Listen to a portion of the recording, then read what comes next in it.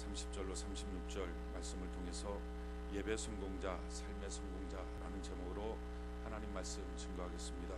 오늘 사무엘상강의 5번째 시간입니다. 위대한 설교자이며 또 목회자이고 신학자인 A.W. 토저는 그리스도인의 모든 실패는 예배의 영광을 경험하지 못하는 데서 기인한다 라고 말했습니다. 예배의 영광을 우리가 누리지 못할 때, 예배의 영광이 무엇인지를 알지 못할 때 우리 그리스도인들은 이 땅을 살아가면서 실패할 수밖에 없다 하는 것입니다. 오늘 성경 본문은 엘리 집안을 향하여, 이 엘리는 제사장인데 이 제사장 집안을 향하여 하나님이 극도로 진노하시며 저주하는 그와 같은 장면이 기록되어 있습니다. 또 놀라운 것은 이 진노의 말씀, 이 저주의 말씀 이대로 마침내 사울 왕의 말기 때에 이 모든 것이 그대로 이루어지는 것을 우리 역사를 통해서 보게 됩니다. 오늘 뭐라고 말합니까? 30절을 보니까 오늘 사무엘상 2장 30절, 그러므로 이스라엘의 하나님 나 여호와가 말하노라, 내가 전에 내 집과 내 조상의 집이 내 앞에 영원히 행하리라 하였으나 이제 나 여호와가 말하노니 결단코 그렇게 하지 아니하리라. 우리가 생각하는 것은요, 하나님은 한번 말씀하시면 반드시 그대로 지키신다.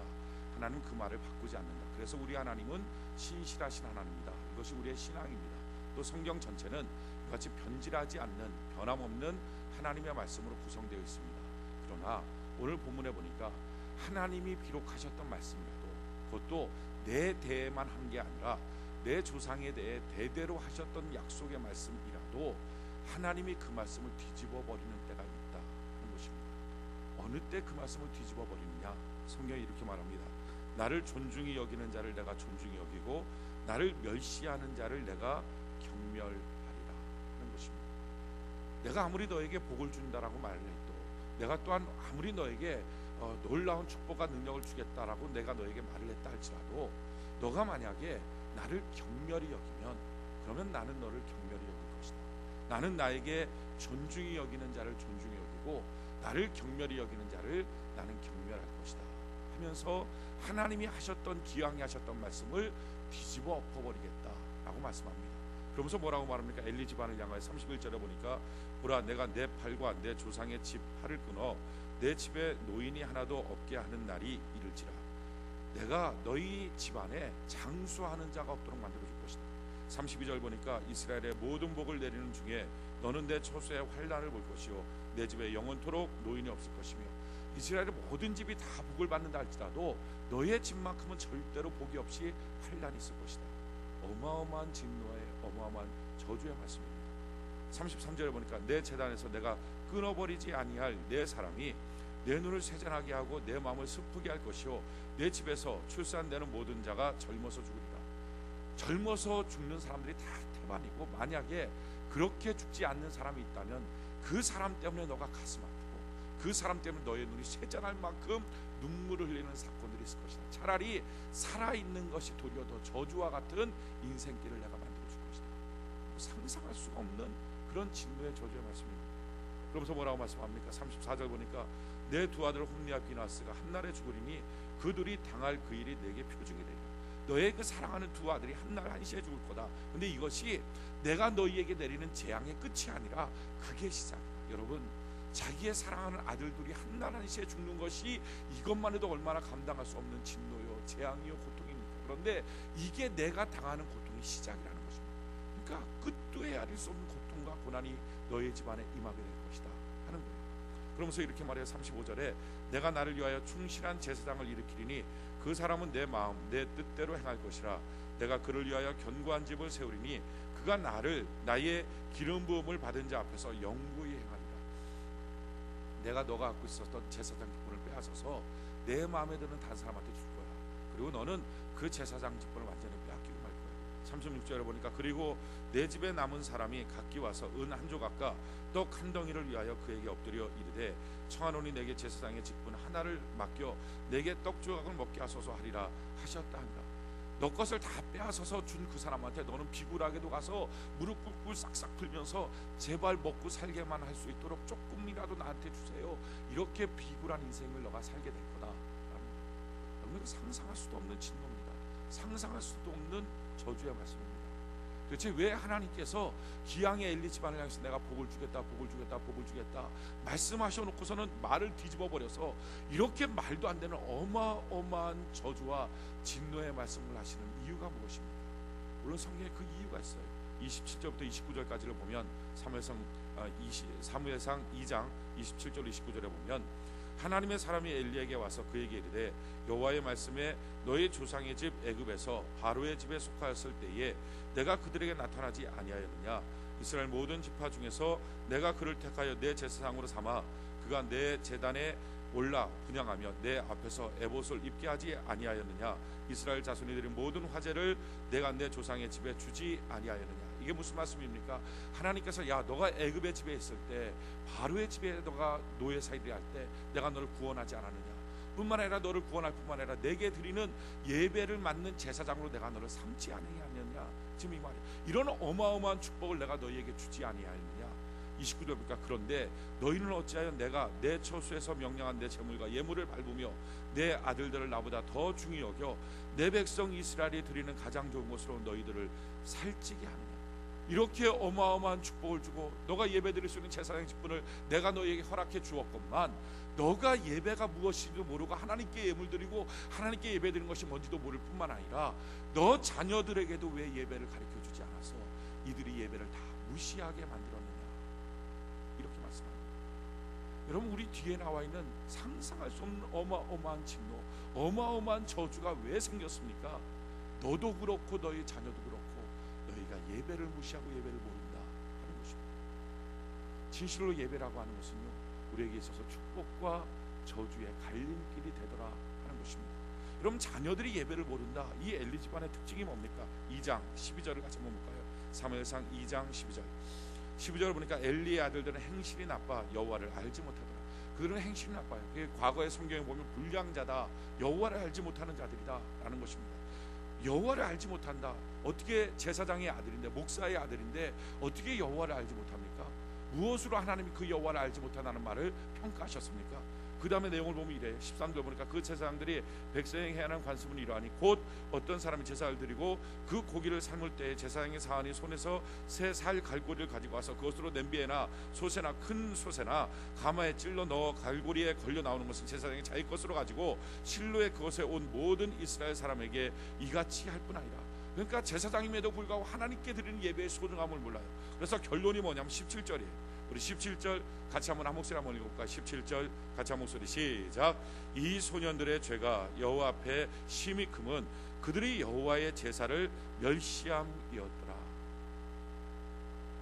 너희의 자녀들이 예배를 모른다. 너희의 자녀들이 여호와 하나님을 모른다. 여호와 하나님을 모르는 것을 무엇으로 한마디로 평가를 했습니까? 너희의 자녀들이 예배를 멸시하고 있다. 제사를 멸시하고 있다 하는 것입니다. 여러분 예배라고 하는 것은 하나님과의 만남이요 또 이 예배라는 것은 우리의 인생의 축복과 저주의 갈림길이 됩니다.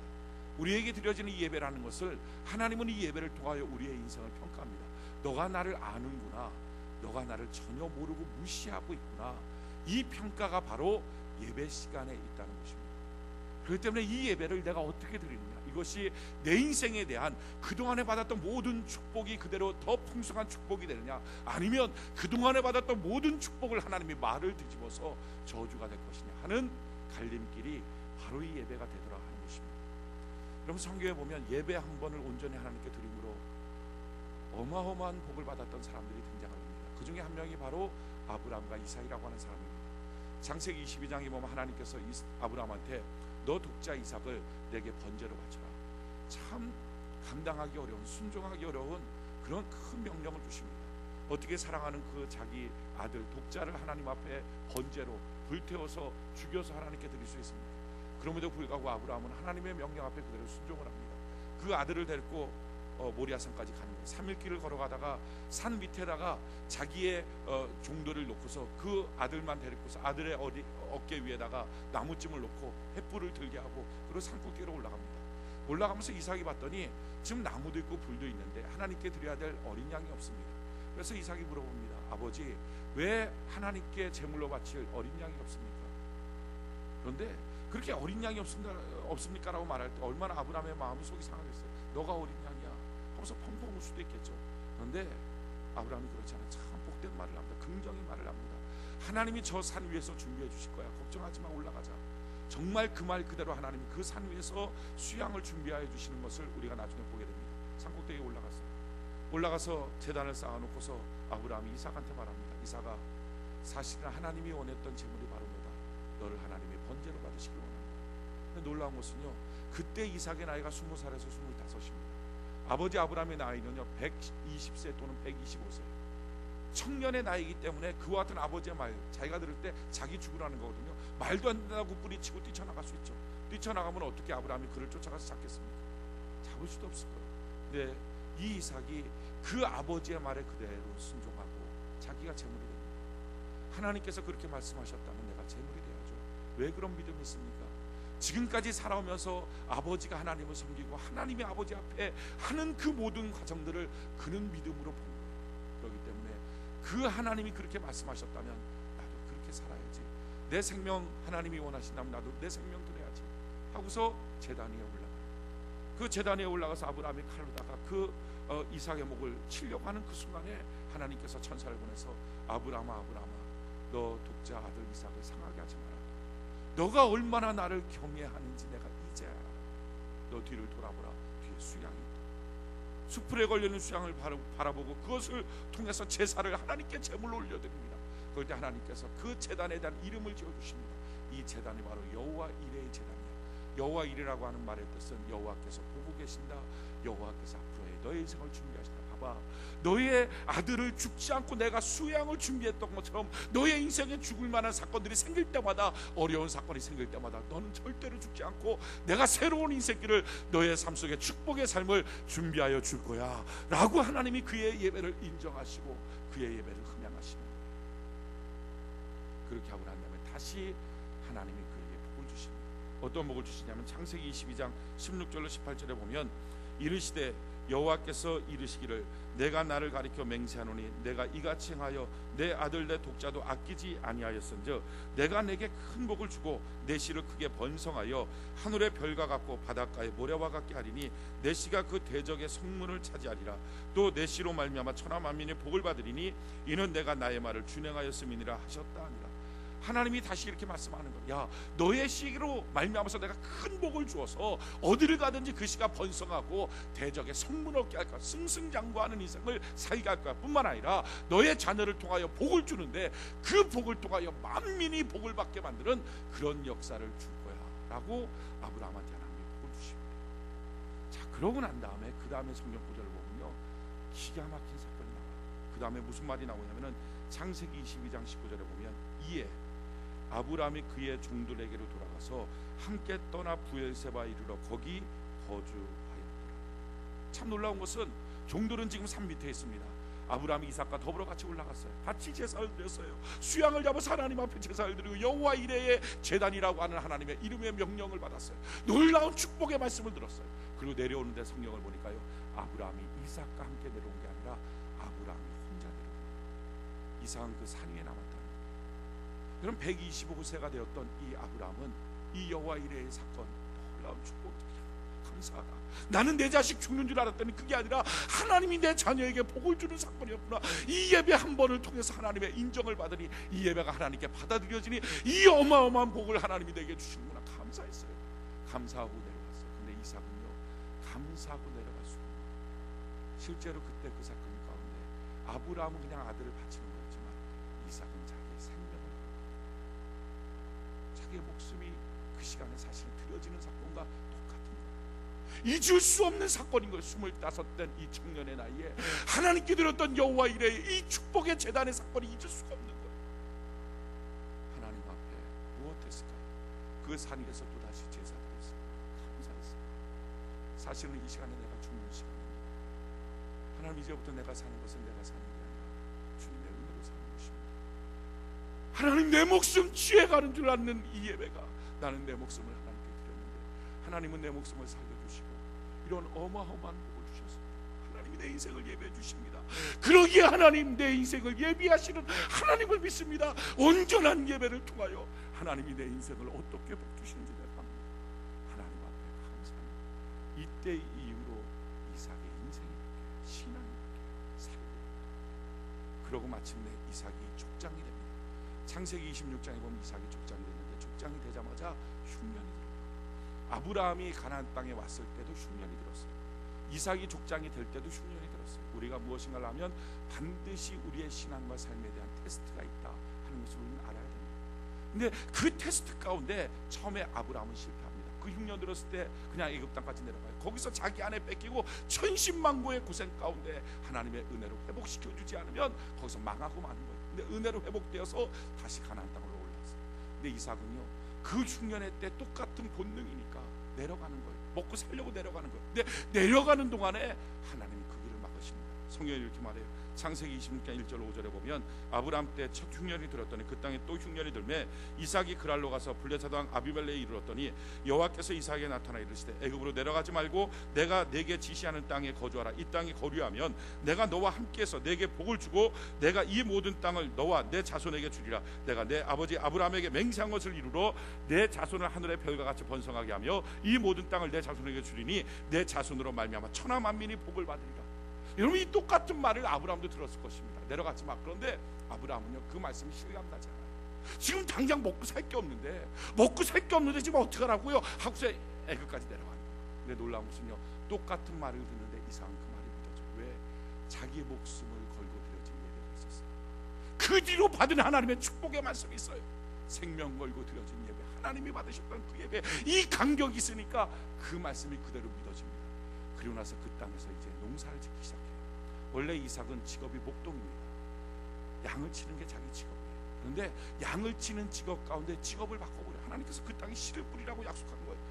말씀하신 거예요. 그러니까 자기 직업을 바꿔서 처음으로 했던, 한 번도 해보지도 않았던, 경험도 없었던 그 일에 농사를 짓습니다. 근데 놀라운 것은요, 그 농사를 지었을 때 우리가 아는 것처럼 창세기 26장 12절 13절에 보니까 이삭이 그 땅에서 농사하여 그의 100배나 얻었고 여호와께서 복을 주심으로 그 사람의 창대하고 왕성함이 마침내 거부가 돼요. 자기 직업도 안 했어요. 전문가도 아니에요. 배운 적도 없어요. 그런데 그 땅에 하나님이 씨 뿌리라 한 하나님의 말씀을 믿는 거예요. 자기 생명 걸고 드려졌던 예배가 있거든요. 그러니까 그 예배의 경험과 믿음을 갖고 하나님 말씀 그대로 씨를 뿌렸더니요, 하나님이 그 위에 복을 주시는데 100배의 복을, 자본금을 투자했는데 그 자본금이 1년 만에 100배가 되는 어마어마한 하나님의 복을 받습니다. 문제는 그 복을 받고 난 다음부터의 이삭의 모습. 이것은 성경에 있는 인물 중에서 이런 인물들은 없어요. 그의 인생에 이 여호와 이레의 사건이 얼마나 지대한 영향을 끼쳤는지를 그는 알 수 있어요. 자, 그 다음에 양과 소떼가 때를 이루어 종이 심이 많으므로 블레 사람이 그를 시기하고 갑자기 거부가 되고 갑자기 부자가 되니까 주변 사람들이 시기하고, 야, 조그마한 사업장 하나 낸 거예요. 그랬더니 뭐 별거 아닌 거죠.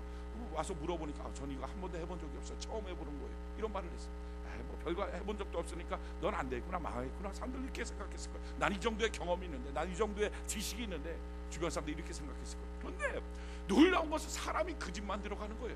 뭐 꼭 짜놓은 것처럼, 그렇게 각본을 짜놓은 것처럼 그 집 만들어가는 거예요. 그래서 마침내 그 집이 1년 만에 100배로 어마어마한 자본금이 증식하는 복을 받은 거예요. 주변 사람들이 시기하기 시작했어요. 시기해서 너 떠나가라. 그 아버지 아브라함 때 그 아버지의 종들이 판 모든 우물을 막 흙으로 메었더라. 아비멜렉 이삭에게 이르되 내가 우리보다 크게 강성한 자 우리를 떠나가라. 주변 사람들이 그 집에 들어갈 수 있는 모든 물질에 들어가는 어떤 통로들 다 막아버렸어요. 주변에서 비방하고 모함하고 뭐 어쩌다 저쩌다 다 사람들 못 들어가게 다 막아버린 거예요. 그렇게 하고 난 다음에 아비멜렉 너 떠나가라. 그러니까 주인이 와서 갑자기 이 집이 장사가 잘 되니까 권리금도 뭐 받지도 못하고 나 여기서 장사할 건 내가 장사할 거니까 당신 나가요.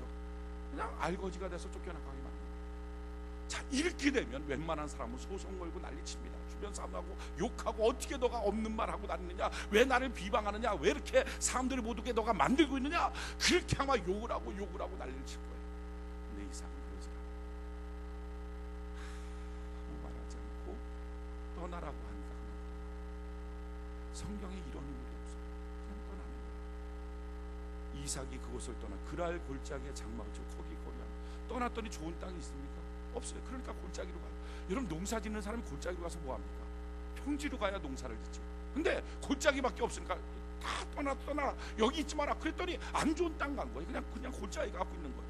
근데 골짜기를 갔더니 참 놀라운 것은요, 골짜기에 가서 거기서 거류하며 그 아버지 아브라함 때 팠던 우물들을 다시 팠더니 이는 아브라함이 죽은 후에 블레 사람이 그 우물을 맺었습니다.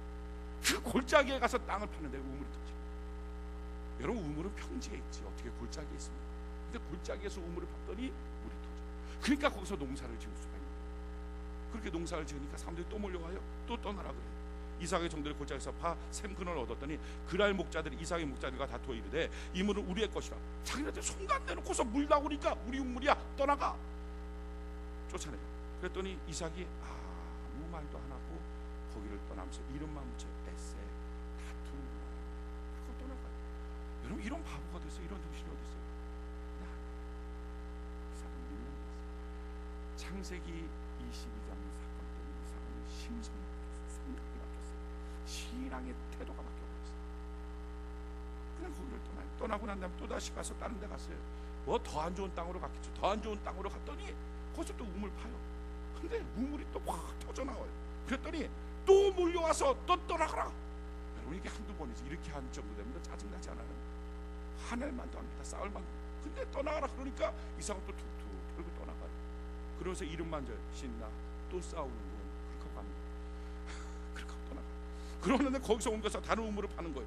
그들이 다투지 않으면 그 이름을 르호봇이라 하여 이르되 이제는 여호와께서 우리를 위하여 넓게 하셨으니 이 땅에서 우리가 번성하리로다. 그렇게 옮겨가고 간 다음에 또 우물을 또 파요. 근데 물이 확 쏟아져요.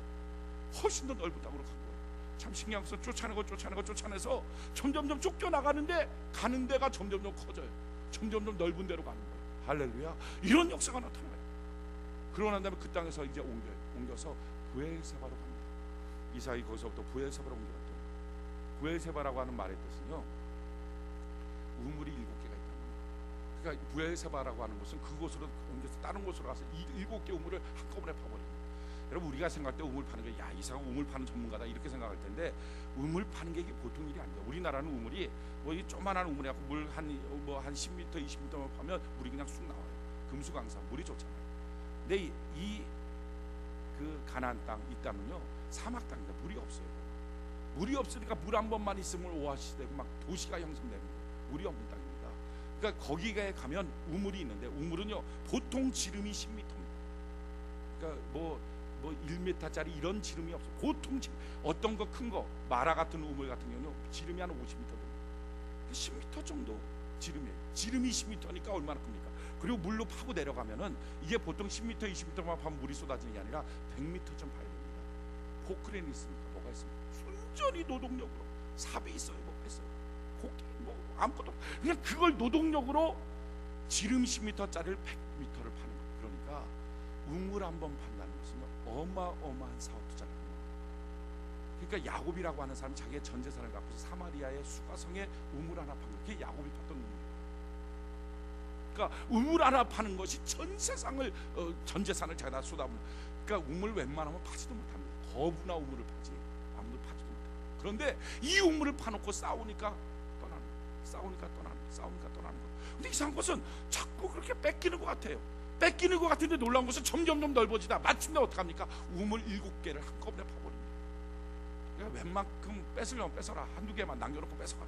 7개를 한꺼번에 파버리니까 더 이상 쫓아오다 감당합니다. 그래서 그 앞에 이 블레셋 사람 왕이었던 이 아비멜렉과 그 군대 장관 비골이 와서 찾아와서 이렇게 말합니다. 이삭한테 창세기 26장 26절 29절 보니까 아비멜렉 그 친구 아우삭과 군대 상관 비골과 더불어 그랄에서부터 이삭에게로 온지라. 이삭이 그들에게 이르되 너희가 나를 미워하여 나에게 너희를 떠나게 하였거늘 어찌하여 내게 왔느냐. 그들이 이르되 여호와께서 너와 함께 계심을 우리가 분명히 보았으므로 우리 사이 곧 우리와 너 사이에 맹세하여 너와 계약을 맺으리라 말하였노라. 겁이 나는 거죠. 쫓아낼 때는 만만하게 보였어. 이 바보 같은 놈, 이 큰 사업장을 갖다가 그냥 쉽게 떠나라 그러니까 고소도 안 하고 넘겨? 야 바보 하고 넘겨왔다가 그게 아니었어요. 그러다 보면 그 사람이 망할 줄 알았거든요. 점점 쪼그라들 줄 알았거든요. 그게 아니에요. 나중에 점점점 커지면서 우물 7개를 자기 평생에는 상상할 수 없는 사업의 규모로 그가 사업하는 모습을 보입니다. 거기서는 안 되겠다. 하나님이 너와 함께하는 걸 내가 분명히 꼼짝 못하고 블레셋의 왕이 와서 그에게 무릎을 꿇는 광경이 나타납니다. 여러분, 이런 광경이 나타나도록 하는 일에 있어서 이삭의 삶의 원칙이 뭐였습니까? 도대체 이삭이 뭘 믿고 이렇게 어마어마한 포기를 하면서도 점점 승승장구합니까? 그것을 창세기 26장 25절에 이렇게 말해요. 이삭이 그곳에 제단을 쌓고 여호와의 이름을 부르며 거기 장막을 쳤더니 이삭의 종들이 거기서도 우물을 받더라. 여러분, 이삭은요 분명한 원칙이 있었어요. 어디를 가든지 하나님 앞에 제단 쌓고 예배 먼저 드려요. 그러고 난 다음에 자기 장막을 펴서 자기 자녀들을 잘 가르쳐 이렇게 예배 드리는 거예요. 가정 사랑을 해. 가정을 잘 다듬어. 그리고 나서 마침내 세 번째 우물을 파는 거예요. 순서가 있어요. 예배 먼저 드리고 가정 돌보고 그리고 사업하고, 예배 먼저 드리고 가정 돌보고 그리고 일하고, 예배 먼저 드리고 가정 돌보고 그리고 직장 생활하고. 이 원칙이었어요. 왜 이 원칙을 그는 고수합니까? 여호와의 일의 예배, 그 제단 앞에서 받은 하나님의 축복과 회복의 역사를 그는 기억합니다. 한 번의 예배로 인생이 이렇게 바뀌어져요. 원칙 있는 예배자로 그가 세워집니다. 또 한 사람이 있어요. 바로 솔로몬이라는 사람이에요. 솔로몬이 왕이 됩니다. 여러분, 왕이 한번 되고 나면 얼마나 할 일이 많을까요? 우리가 집 이사만 해도요 며칠은 정신없죠. 그 짐 정리하고, 우리가 회사에 사업장 하나를 세워놔도 뭐 한 몇 달 동안은 정신이 없습니다. 그거 일하느라고 정신없죠. 직장 하나만 옮겨놔도 그 직장일 이수인계 바꿔서 그 일 안 하고 막 정신이 없을 거예요. 뭐 조그만한 일 하나 맡아도 그것 때문에 정신없다고 그러죠. 그런데 왕이 됐으니 얼마나 할 일이 많을까요? 근데 그렇게 할 일 많은 그 왕이 제일 처음 했던 일이, 나는 다른 일 안 해. 제일 처음 하나님 앞에 기브온 산당에 가서 나는 제사 드릴 거야 하고 한 번 예배 드리고 오는 게 아니라, 하나님께 예배 드리는 개업 예배식에, 임관식 예배식에 신용만 내는 게 아니라 나는 가서 하나님 앞에 1000번의 예배를 드려요. 1000번이죠. 우리가 하는 것처럼 1000번의 예배를 드려요. 여러분, 1000번의 예배를 드린다는 것이 얼마나 위대합니까? 소 한 마리를 잡아서 각을 뜨고 그것을 하나님 앞에 온전히 불태워 드리는 것, 이게 예배 한 번이에요. 소 한 마리가 다 타는 거 시간 얼마나 걸릴까요? 그 시간 다 들여서 예배 드리고, 그 다음에 또 한 마리 잡아서 또 드리고, 또 한 마리 잡아서 또 드리고, 이걸 1000번. 하나님이 그 예배를 보시고 감동하시고, 너가 그렇게 바쁜 일이 많은데, 너가 그렇게 급한 일이 많은데, 너가 정말 내게 예배 드리는 것, 이것이 귀중하다는 사실을 너가 알고 있구나. 그래서 내게 와서 이렇게 예배 드리는 거야. 그래서 하나님이 그 예배 가운데 분명히 나타납니다. 그래서 물어보는 거예요. 열왕기상 3장 4절 5절에 보면, 이에 왕이 제사하러 기브온에 가니 거기서는 산당이 큼이라.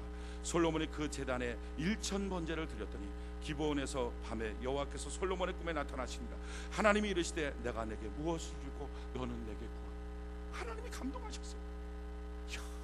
이 예배의 소중함을 알고 이 예배를 통해서 나를 그렇게 원하는구나. 내가 너한테 뭘 줄까? 그때 솔로몬이 이렇게 말해요. 열왕기상 3장 8절 9절에 주께서 택하신 백성 가운데 있나이다. 그들은 큰 백성이라 수요가 많아서 셀 수도 없고 기록할 수도 없사오니 누가 주의 이 많은 백성을 재판할 수 있사오리까? 듣는 마음을 종이해 주사 주의 백성을 재판하여 선악을 분별하게 하소서. 나에게 지혜를 주어서 이 재판 잘하게 해주세요. 왕의 일을 잘하게 해주세요. 그는 알았어요. 자기가 노력하고 자기가 배워서 왕일을 하는 게 아니라 하나님이 지혜 주시고 하나님이 도와주셔야 탁월한 인생을 살 수 있다 하는 사실을 그는 알았어요. 그래서 하나님 앞에 그렇게 예배드렸습니다 라고 말합니다. 하나님이 그 말을 듣자마자 그것이 마음에 쫙 깨졌어요. 그래서 하나님이 이렇게 말씀하는 거예요. 열왕기상 3장 10절로 13절에 솔로몬이 이것을 구하며 그 말씀이 주의 마음에 든지라. 이에 하나님이 그에게 이르시되 내가 이것을 구하도다. 자기를 위하여 장수를 구하지 아니하며 부도 구하지 아니하며 자기 원수의 생명을 벌하기도 구하지 아니하고 오직 송사 듣고 분별하는 지혜를 구하였으니 내가 내 말대로 하여 내게 지혜롭고 총명한 마음을 주노니 내 앞에서도 너와 같은 자가 없었거니와 내 뒤에서도 너와 같은 자가 일어남이 없으리라. 내가 또 내게 구하지 아니한 부귀와 영광을 내게 주노니 내 평생의 왕들 중에 너와 같은 자가 없을 것이다. 1000번째로 하나님 앞에 예배를 드리고 예배를 통하여 하나님을 감동시켰던 솔로몬을 향해서 너 전과 너 후에 너와 같은 왕이 없을 것이다. 이런 어마어마한 축복을 내가 너한테 줄 것이다. 하나님이 약속합니다. 그리고 그 말씀 그대로 솔로몬 시대에 은이 땅 위에서 돌덩이처럼 굴러다닐 만큼의 놀라운 부여가 이스라엘 땅 전체에 넘치게 됩니다. 예배 한 번, 어떻게 예배를 드렸느냐. 이 예배 한 번이 어떤 사람한테는 씻을 수 없는 저주, 어떤 사람한테는 인생을 바꾸는 축복입니다. 예배라고 하는 것은요, 내 인생의 축복과 저주의 갈림길이에요. 진실로 예배 성공자가 삶의 성공자고 예배 실패자가 삶의 실패자입니다. 자, 그렇다면 도대체 예배가 뭐길래 왜 이렇게 귀한가? 또 예배는 어떻게 드려야 될 것인가? 이렇게 예배가 중요하다면 도대체 예배는 어떻게 해야 될 것인가? 분명히 알아야 돼요. 중요한 것은요, 이 땅에는 모든 것은 천국에 있는 것들의 모형입니다. 따라서 천국에서 하는 것들이 무엇인지 우리가 정확하게 알면 이 땅에서 예배를 어떻게 드려야 될지를 알 수 있습니다. 우리가 천국 가서 영원히 할 것은 일하는 거 아니겠죠? 그때도 사업하실까요? 그때도 직장생활하고 공부할까요? 그런 거 없습니다. 천국에 앞선 우리는 영원히 우리 주님 앞에서 예배드린 자로 살게 될 줄로 믿습니다. 그렇게 예배드리는 천국 가서의 예배가 과연 어떤 예배입니까? 요한계시록을 보면 사도 요한의 기사가 나옵니다. 사도 요한이 예수 그리스도를 증거하다가 반모섬이라고 하는 섬으로 귀향을 갑니다. 귀향을 가서 주일날이 됐어요. 그 주일날에 얼마나 예배드리고 싶어요. 사도 요한이 굴 속에 들어가서 하나님 나 예배드리고 싶어요. 나 예배드리고 싶어요. 근데 예배드릴 수가 없네요. 굴 속에서 나오지 않는데 어떻게 예배드려요? 하나도 예배드리고 싶어요. 펑펑 울면서 예배드리고 싶다고 그 돌 속에서 울고 있어요. 그때 나팔 소리와 함께 재림하셨던 그 부활하셨던 그 주님이 그에게 나타납니다. 얼굴에는 해같이 빛나고 옷은 흰 옷을 입고 금띠를 두르고 주석 같은 말을 갖고 입에선 좌우에 날쌘 검처럼 예리한 검들이 왔다 갔다 하고 오른손에는 7뼈를 잡고, 그리고 나서 그 촛대 사이를 7 촛대 사이를 오고 가는 그 주님의 모습을 발견합니다. 그 주님이 봐봐, 너가 그렇게 예배드리고 싶으면 내가 너를 하늘 예배에 오늘 이 시간 참여하게 해줄게 하고 하늘의 문을 열고 하늘 예배를 드려줍니다. 여러분, 예배의 영광을 경험해야 그리스도인이 실패하지 않는다, 성공한다. 예배의 영광이 뭡니까? 좋은 음악, 좋은 시설, 좋은 악기, 좋은 모습, 참 말 잘하는 설교자, 이게 아니라 진짜 예배의 영광은 하늘의 예배에 동참하는 것인 줄로 믿습니다. 오늘 우리의 눈이 열려서 하늘의 예배를 볼 수 있도록, 하늘의 예배에 동참할 수 있도록 하나님 도와 주시옵소서. 이 하늘의 예배를 동참하는 것, 그 요한이 봤던 하늘의 예배가 뭡니까? 성경이 이렇게 말해요. 요한계시록 4장 1절에 보니까 이 일 후에 내가 보니 하늘의 문이 열리고 내가 들은 바 처음 내게 말하던 나팔 소리 같은 큰 음성이 이르되 이리로 올라오라. 이후에 마땅히 일어나기를 내가 내게 보이라. 하늘의 문이 열리고 하나님 앞에 드려진 예배에 너는 영으로 지금 동참해봐라. 하늘의 예배에 동참하게 만들어. 요한계시록 4장 2절에 보니까 그 예배 모습이 어떠냐면은 내가 곧 성령에 감동되었더니 보라 하늘의 보좌를 베풀었고 그 보좌 위에 앉으신 이가 있는데, 하늘 예배의 영으로 올라가서 보니까 거기에 보좌가 있고 그 보좌에 앉으신 예수님의 모습이 다 그렇게 하고 나서 봤더니 요한계시록 4장 10절로 11절에 24장로들이 보좌에 앉으신 앞에 엎드려 세세토록 살아계신 이에게 경배하고 자기의 관을 보좌 앞에 드리며 이르되, 그렇게 그 주님의 보좌를 보고 주님이군요 하는데 보니까 그 앞에 24장로가 쫙 엎드려 있어요.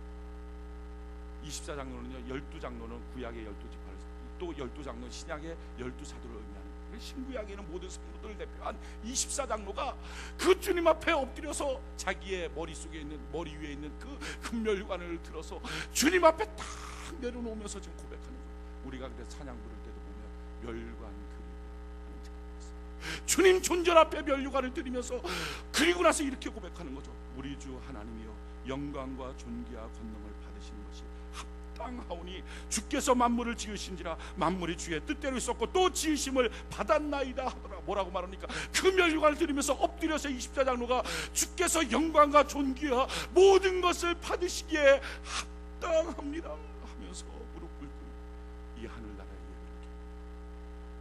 그래서 가장 핵심적인 단어 합당. 이게 무슨 말입니까? 가치, 가치. 여러분, 우리가 예배를 이 워십이라는 단어가 어디서 어원이 나오냐? 가치. 하늘나라의 예배의 특징이 뭡니까? 예배 드림의 가치를 아는 거예요. 시간 드리는 가치, 말씀 듣는 가치, 기도하는 가치, 하나님 앞에 예배 드리는 이 가치를 이제 내가 압니다.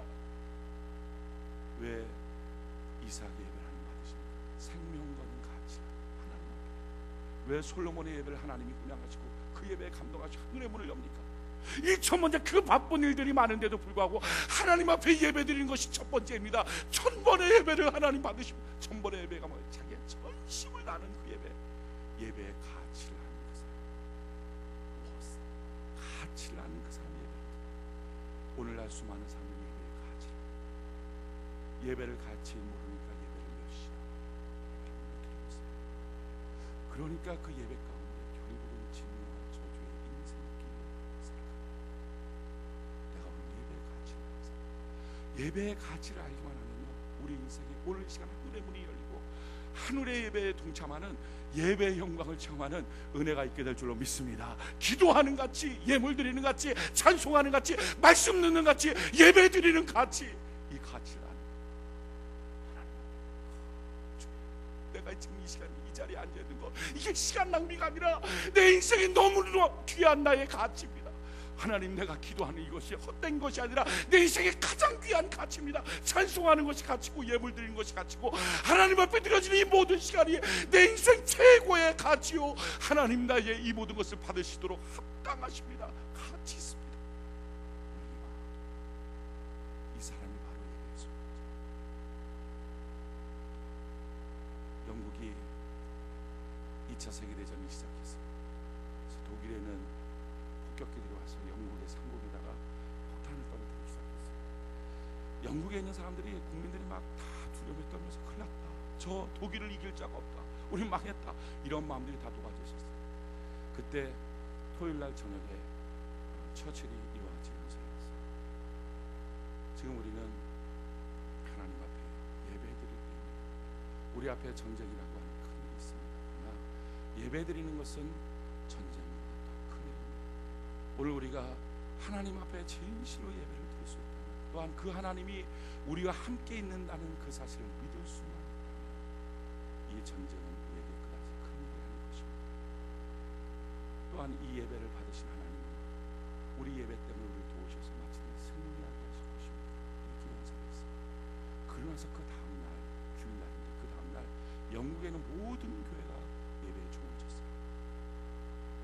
위에서 독일의 전투기가, 폭격기가 폭탄을 떨어뜨리는데 모든 교회가 예배에 춤을 추고, 놀라운 사실은 영국에 있는 모든 사람들이 방공으로 도망간 게 아니라 예배당으로 다 하나님 앞에 눈물을 흘렸어요. 예배 드리는 일, 예배 드리는 가치, 그래서 하나님께 우리가 아는 것처럼 그 전쟁에서 영웅을 이겼어요. 예배 드리는 가치, 예배드림의 가치를 아는 그 사람은 그때부터 이게 가치가 너무 귀한 일이니까 그 예배에 대해서 그때부터 준비하는 거예요. 예배를 어떻게 드릴까, 그걸 연구하기 시작해요. 어떻게 하면 예배 이 가치를 아니까, 찬송의 가치, 시간 드림의 가치, 말씀 들음의 가치, 기도함의 가치, 이걸 아니까 이 예배 내가 어떻게 준비할까, 어떻게 하나님이 이 한 번의 예배로 내 인생을 받으시고 내 삶을 받으시겠까. 그래서 예배에 대한 연구를 합니다. 여러분, 예배의 가치의 핵심입니다. 어떻게 하면 예배를 준비합니까? 그게 로마서 10장 1절이에요. 로마서 10장 1절에 이렇게 말씀합니다. 그러므로 형제들아, 내가 하나님의 모든 자비하심으로 너희를 권하노니 너희 몸을 하나님이 기뻐하시는 거룩한 산 제물로 드리라. 이는 너희가 드릴 영적 예배다. 우리가 하나님께 드릴 영적 예배의 핵심이 무엇입니까? 하나님 이렇게 말해요. 내가 모든 하나님의 자비하심으로 너희를 권한다. 모든 사랑을 갖고 권한다. 너가 지금 믿음이 있는 사람이니, 너가 지금 구원받은 사람이 그렇다면 너의 인생에 대한 모든 가능성은 오직 한 군데 있다. 내 모든 자비하심을 갖고 너한테 권하는데, 너가 하나님이 받으시는 예배의 가치를 알고 예배의 영적 예배를 하나님께 드리라. 이 영적 예배의 핵심은 제일 처음에 키워드가 뭐예요? 너희의 몸을. 여러분, 예배는요 몸을 드리는 거예요. 목사님, 저는요 마음이 거기 있어요. 근데 몸이 내가 드릴 수 없는 그런 예배입니다. 예배의 핵심은 몸이 드리는 거예요. 다윗이 왕의 일을 하는데 얼마나 힘들까요? 그럼에도 불구하고 왕의 일을 할 때 옆에서 하루에 7번씩 예배를 드렸거든요. 근데 옆에서 이렇게 말하는 사람들이 있었어요. 시편 120편 1절로 4절에 보면, 사람이 내게 말하기를 여호와의 집에 올라가자 할 때 내가 기뻐하였다. 옆에 왕이시여 예배 시간 됐습니다. 막 재판하고 있고 막 일하고 있는데 예배 시간 됐습니다. 올라가시오. 근데 그 말을 들을 때 행복했다. 야, 기쁘다. 내가 하나님께 예배를 드리는 거야. 하나님께 예배를 드리는 거야. 하나님 앞에 우리 예배를 드리자. 왜? 이 예배를 드리면요, 이 예배가 하나님 앞에 상달되기만 하면 지금까지 살아왔던 것과 전혀 상관없는 하나님의 새로운 일이 시작하는 것을 그는 알고 있었어요. 할렐루야. 새로운 축복의 인생이 시작한다. 이야, 기회다. 내게 기회가 왔다. 우리가 사업하다가 대통령이 날 도와주겠다, 청와대가 한번 하다. 기회다 생각하지 않겠어? 직장 생활하다가 회장이 너 같이 상담하겠다, 한번 올라가라. 기회다 생각하지 않겠어? 만왕의 왕 하나님이 나보고 만나기를 원하신다. 내 인생의 기회. 다윗은 알고 있었어. 하나님 앞에만 기뻐하면. 저는요, 우리 세종에 있는 모든 권속들이 예배에 대한 이 기쁨의 영성이 회복되는 은혜가 있기를 바랍니다. 이 기쁨으로 하나님께 나왔다는 것, 몸이 하나님께 나왔다. 이게 예배예요.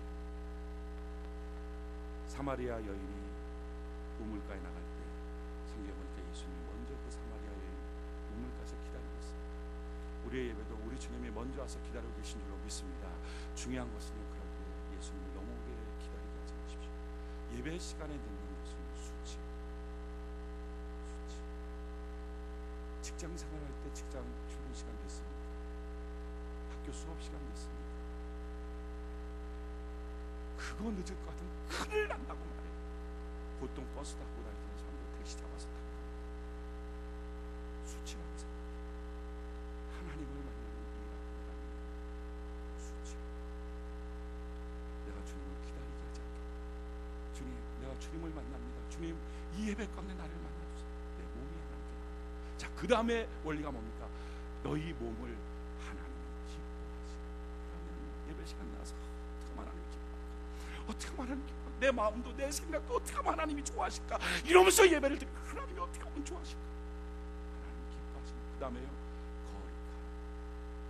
이 거룩한 나는 마음을 부여해요. 친구가 그때 만나자. 나 못 만나. 나 그때 직장 근무해야 돼. 그때 만나자. 나 수업 시간이야. 못 만나. 사람들은요, 근무 시간, 수업 시간 있어. 문제는 예배 시간. 그때 만나자. 그래, 알았어, 갈게. 급한 일 있으면 가는 거예요. 바쁜 일 있으면 가는 거예요. 예배야 뭐 다음 주에 와서 드리는 거지. 예배의 가치를 아는 사람, 이 예배 시간을 예배 시간에 다. 그래서 누가 와서 얘기해, 나 그날 예배 드린다. 주일날 그날 나 예배 드릴 시간이야. 하나님 앞에 예배 드릴까? 왜? 예배의 가치를 아니까. 하나님이 예배를 통해서 어떠한 축복을 내려주시는지의 인생을 내가 알고 있습니다. 마찬가지로 예배를 모르고 예배를 멸시하는 자에게 이 많은 저주가 무엇인 것을 성경을 통해서 알고 있습니다. 내 시간, 예배 시간, 그게 거룩한, 그게 구별돼요. 거룩한. 그 다음에 뭐예요? 살아있다는 것은요, 옆에 있는 사람 꾹 찔러봐갖고 반응이 있으면 살아있는 거고, 꾹 찔렀는데 반응이 없으면 그 사람 죽은 거예요. 그러니까 살아있다라고 하는 것은 반응이다. 할렐루야. 그러니까 예배 시간은 반응하는 거예요. 관객이 없으니까 예배 시간에 다 하나님 앞에 예배 찬송으로 반응하고, 할렐루야, 기도로 반응하고, 말씀 들으면서 반응하고, 하나님 앞에 반응하고, 관객으로 다 발짝 끼워앉았고, 그래 뭐라고 얘기하나 보자. 이게 아니라 하나님 앞에 내가 오늘 예배 드립니다. 난 관객이 아니에요. 목사 혼자 드리는 예배가 아니라 온 성도가. 특별히 성경이 이렇게 말해요. 고린도후서 1장 20절에 보면 하나님의 약속은 얼마든지 그리스도 안에서 예가 되니 그런즉 그로 말미암아 우리가 아멘하여 하나님께 영광을 돌리게 됩니다. 하나님께는요, 내가 아멘하면 하나님께 영광이 되고 하나님께 기쁨이 되고, 할렐루야, 그게 된다. 내가 살아있다. 살아있는 예배의 핵심적인 원리가 뭐예요? 예배 시간에 내가 아멘하는 거예요. 말씀을 들을 때 아멘하는 거예요. 아멘이십니까? 한번 지금 훈련해 보는 거예요. 아멘. 한번 따라합시다. 아멘. 다시 한번요. 아멘. 저 뒤쪽도요. 아멘. 살아있는 사람, 죽은 사람처럼 있는 거예요. 그건 하나님을 감동하는 것입니다. 하나님 앞에 주여, 내가 예배자로 왔어요. 내가 예배자로 왔어요. 저는 예배 드릴 때마다 예배 드리면 꼭 관대상에서 무릎 꿇고 하나님께 기도합니다. 기도하면서 하나님 앞에 기도해요. 하나님 앞에 기도해요. 그래서 기도하는 내용 가운데 꼭 빠지지 않고 기도하는 것이, 하나님, 내가 오늘 예배 인도자가 되지 않게 하시고, 내가 오늘 예배자가 되게 하여 주옵소서. 예배 인도자가 무슨 소용이 있어요? 여러분, 내가 1000만 번 예배 인도를 잘했다고, 정말 기술적으로 멋지게 예배 인도를 했다고 내 인생에 복이 있겠습니까? 아무 소용없는. 하나님, 내가 오늘 참된 예배자가 되어서 하나님의 영광과 하나님의 은혜 가운데 내가 들어가기를 원합니다. 하나님 예배드리면서, 설교하면서 하나님을 예배하는 참된 예배자. 여러분들은 말씀 들으면서 예배자가 되고, 기도하면서 예배자가 되고, 아멘 합시다. 그렇게 아멘 하면서 하나님께 예배자가 되고, 이 아멘이 하나님을 기쁘시게 한다는 거예요. 아멘의 가치, 예배의 가치. 여러분, 예배의 성공자는 누구나 다 똑같아요. 조건 다 직장이라고 사업하고 다 뛰어다니고 바쁩니다. 가정에서 자녀들 키우고. 특별한 사람 있습니까? 없어요. 다 똑같은 상황 여건이. 근데 똑같은 상황 여건 가운데 어떤 사람은 이 예배 때 와서 눈물을 흘려가며 아버지 내가 왔어요. 예배에 막 생명을 걸고 바쁜 일 급한 일 너무 많지만 왜? 예배의 가치, 하나님께 이렇게 예배드리고 기도하고 시간을 드리고 눈물 흘리는 것이 합당합니다 라고 하는 가치. 근데 어떤 사람은 예배의 가치를 모르니까 비중을 두지 않고 시간 봐서 갈게, 시간 되면 갈게, 비중 없이 앉아 있으니까 하나님도 그의 인생을 비중 없이 살게. 나를 경멸히 여기는 자를 나도 경멸하고, 너가 나를 존중히 여긴다면 내가 너희를 존중하고. 그것이 하나님의 답입니다.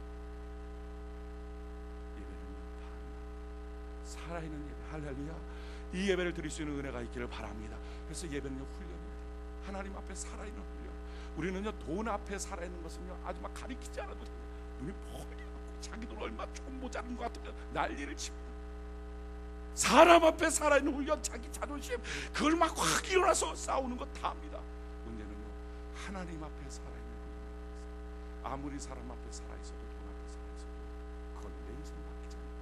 내 만복의 근원 대신 하나님 앞에 내가 살아서 하나님의 복을 받으면 당년에도 100배의 복을 거두는 은혜가 있게 될 줄로 믿습니다. 하나님 앞에 살아있는 산, 그 다음에 뭐예요? 재물입니다. 이삭은 자기가 재물이 돼본 경험이 있기 때문에 하나님이 받으시는 합당한 가치는 얘기하고 있잖아요. 우리 보고도 너가 하나님 앞에 재물이 되라. 그럼 재물은 어떻게 합니까? 소 한 마리 잡아서 재물을 바칠 때는요, 소의 머리를 끊어버려요. 그리고 앞발 뒷발을 다 잘라요. 꼬리를 끊어버려요. 딱 배를 갈라서 껍질을 싹 벗겨요. 그리고 안에는 오장육부를 싹 끄집어내요. 그러나서 전체를 다 각을 쳐요. 토막토막을 내요. 토막토막을 내서 그 토막토막 낸 것을 갖고 번제단 위에 올렸고 불로 확 태워서 하나님 앞에 향기로 드리는 것. 이게 번제, 이게 제사, 이게 제물이에요. 우리가 하나님 앞에 제물된다는 것은, 내 자신이 제물된다는 것은 하나님 앞에 먼저 내 머리를 끊어버리고 내 생각, 내 주관. 여러분, 이것은 지금까지 살아왔을 때의 경험. 내가 오늘 시간 하나님을 만나면 내 경험과 상관없는 놀라운 하늘의 복으로 채워주실 것이다. 내가 지금까지 봤던 것은요, 지금까지 봤던 나의 경험에 의거하는 내 삶의 어떤 살 길이에요. 그 갖고는 못 살아요. 자기가 계산해봐도 안 되는 거예요. 그런데 내가 이제부터 살 길은 하나님이 주시는 은혜의 길로 가리라, 축복의 길로 가리라, 살 길로 가리라. 그러니까 하나님 앞에 내 머리를 끊어버려요. 내가 말씀에 순종했어요. 그리고 앞발 뒷발 끊어버린다는 것은 내 세상 수단 방법 끊어버려요. 이걸로는 못 살아요. 이걸로는 근근히 살지 복은 못 살아요. 그리고 꼬리를 끊는다는 것은 세상 미련을 끊는 이것저것 쓸데없는 모임들, 쓸데없는 만남들, 내 신앙 타락시키는데 그런 거 안 가는 거 끊어버립니다. 그래서 쫙 배를 갈라서 껍질을 싹 벗겨내. 껍질을 벗겨냈다는 것은 자기가 꼭 괜찮은 사람처럼, 아무 문제 없는 사람처럼 다 앉아갖고 그래 좋지, 좋은 얘기야 하고 돌아가는 게 아니라 내 자를 싹 벗겨서 하나님, 내 연약함이 이래요, 내 부족함이 이래요, 지금 내 문제가 이런 거예요, 이런 아픔 가운데 있어요. 하나님 아시잖아요.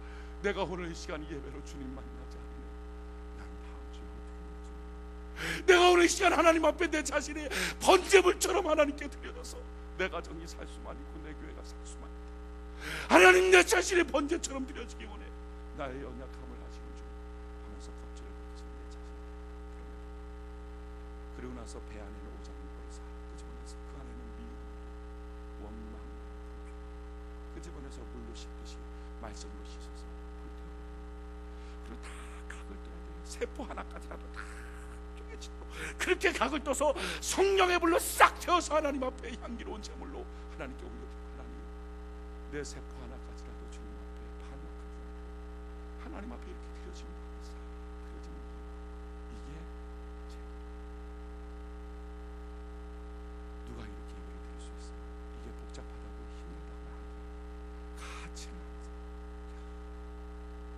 예배가 내 인생의 축복의 단입니다. 하나님이 예배 가운데 나를 만나주시면 내 인생은 된다. 하나님이 도와주시면 된다. 주여 이삭처럼 흉년의 때라도 나는 된다. 하나님 도와주옵소서. 솔로몬처럼 바쁜 왕이지만 하나님이 도와주시면, 하나님이 일하여 주시면 최고의 왕이 된다 하는 그 고백, 이 가치, 하나님 앞에 이렇게 내 몸을 갖고 나온다는 것은 내 시간을 드리고 내 생애를 드리고, 시간과 생애를 갖고 나서 하나님이 기뻐하시는 모습으로 어떻게 하면 될까? 거룩한 구별된 시간을 딱딱 구별해놓고, 이거 내 마음대로 안 써. 반응하는 예배 시간에 하나님 앞에 내가 여기 있어요. 하나님 나를 주목해 주세요. 내가 여기 있어요. 그리고 내 자신이 제물로 성령의 불로 태워주면서, 이제는 내가 상보다니 이제는 주님 뜻대로 살겠습니다. 주님이 내 손을 붙잡고 인도하여 주옵소서. 나는 내 인생 혼자 경영하고 살 수 없습니다. 내가 경영하는 인생은 실패고요, 하나님이 인도해 주시는 인생은 성공인 줄 믿습니다. 하나님 예배 가운데 나를 만나 주시옵소서 하고 하나님께 드려지는 이 제물 같은 가치. 오늘 성경에 있는 이 말들, 성경에 있는 이 하나님의 사랑이신 하나님, 오늘 우리의 삶에도 동일하게 역사해 주시게 될 줄 믿습니다. 오늘날에도요, 같이 하나님을 믿는 사람이라고 말하면서 예배의 가치를 모르고 예배를 멸시하고 무시하면 하나님 이렇게 말해요.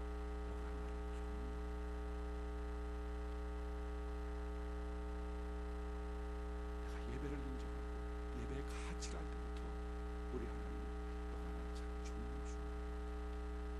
오늘 이 시대 1,200명 성도들이 회복해야 될 게, 오늘 이 땅에 5만 교회가 회복해야 될 게, 예배의 가치. 아멘 합시다.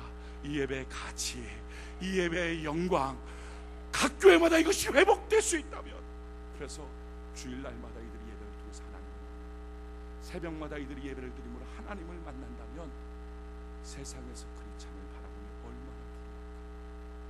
다 죽어갔던 사람이 그 다음날 되면 살아나며 새로운 비전과 아이디어와 축복과 능력과 권세를 갖고 움직이기 시작합니다. 매 주일마다 예배를 드리고 월요일날 우리가 직장에 출근하든지 사업장에 가든지 학교를 가든지 우리의 변화된 모습으로, 능력의 모습으로 딱 등장할 수 있다면 얼마나 세상이 부러워요. 예수 믿는 사람이라서 월요병이 없어요. 예수 믿는 사람이라서 낙심의 인생의 끝이 무너지죠. 여러분, 우리가 예배의 가치를 아는 은혜가 있기를 바랍니다. 찬송의 가치를 알고, 기도의 가치를 알고, 예배의 말씀 듣는 가치를, 그러니까 이 말씀 듣는 가치를 아니까 좋을 수 없는 거예요.